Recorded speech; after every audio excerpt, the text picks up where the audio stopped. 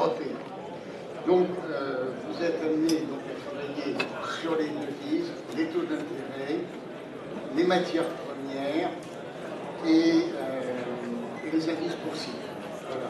Donc ça, c'est quelque chose, si vous voulez, qui fait que les outils que vous allez utiliser en termes d'analyse technique et en termes d'organisation surtout vont être très différents de ce qu'un professionnel va faire. Donc, si ces adaptations à possibilité de trader un multiproduit n'est pas faite, là, il vous manque quelque chose d'important. Quelle analyse technique utilisez-vous?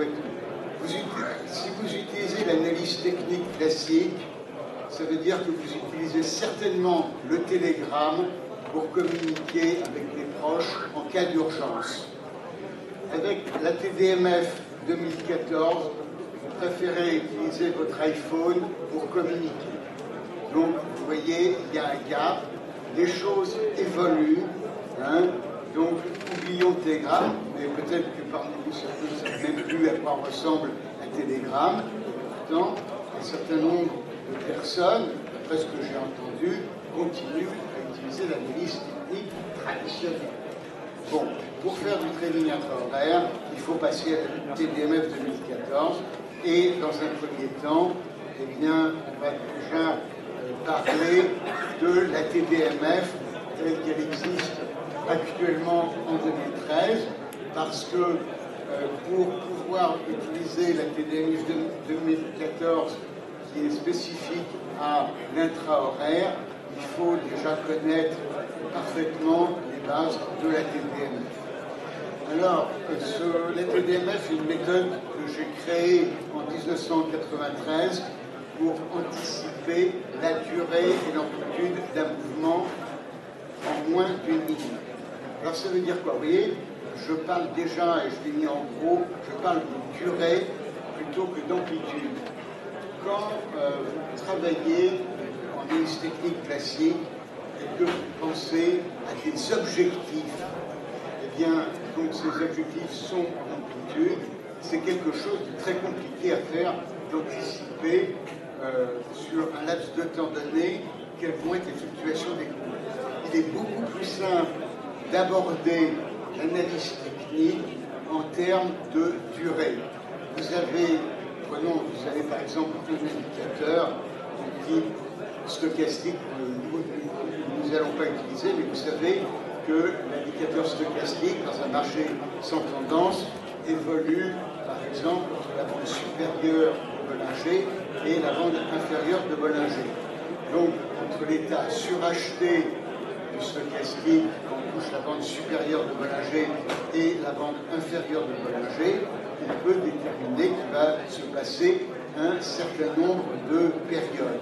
Bon, si on applique ce principe avec des marchés avec une tendance faible ou avec une tendance forte, il est toujours beaucoup plus simple d'anticiper la durée. Et quand vous avez anticipé une durée, ça inclut le principe de la notion que vous cherchez à développer en cherchant une amplitude. Donc pourquoi faire compliqué quand on peut faire ça? Donc c'est pour ça que la TDMF, c'est vrai que certains d'entre vous savent que c'est moi qui ai introduit la méthode d'Elliott en France au début des années 80. Et donc, même s'il y a beaucoup de reproches à faire à la méthode d'Elliott, il y a aussi quand même des choses intéressantes et surtout cette approche d'amplitude et de durée.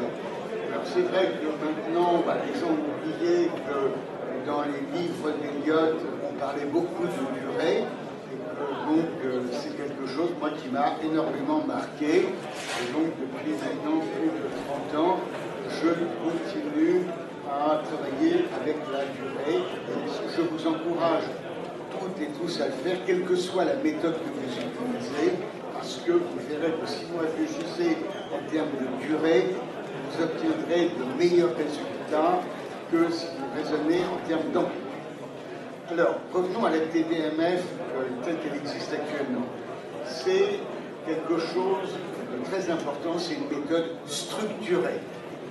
Alors, une méthode structurée, ça veut dire quoi? Une méthode structurée, ça veut dire que nous avons des checklists qui nous indiquent quels sont les contrôles que l'on doit effectuer. Et donc, c'est un petit peu comme va faire un pilote d'avion avant de faire décoller son engin, il va faire un certain nombre de contrôles.